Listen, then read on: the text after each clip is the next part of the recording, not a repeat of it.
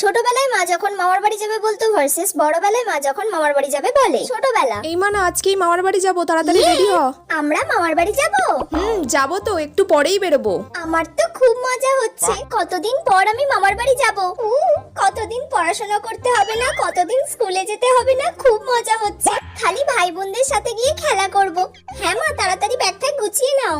আমরা একবারে গিয়ে এক সপ্তাহ থাকবো। হ্যাঁ, অনেক খেলা করব, অনেকদিন পর মামার বাড়ি যাচ্ছি, খুব মজা হবে। বড়বেলা, মানা ঝটপট রেডি হয়ে নে, সবাই মিলে কালকে মামার বাড়ি যাবো আমরা। মামার বাড়ি গেলে তো রাহুলের সঙ্গে অনেকদিন দেখাই হয় না আমার। না মা, এখন মামার বাড়ি যাব না। সবাই যাবে, তুই একা একা বাড়িতে থাকবি নাকি? কিছু একটা করে ম্যানেজ করি। আরে কাল আমার এক্সট্রা ক্লাস আছে আর পড়াও আছে। স্যার বলেছে কালকে সাজেশন দেবে, সবাইকে যেতে বলেছেন। এবার না গেলে তো আমি সাজেশনও পাবো না, আর কেউ সাজেশনও দেবে না আমাকে।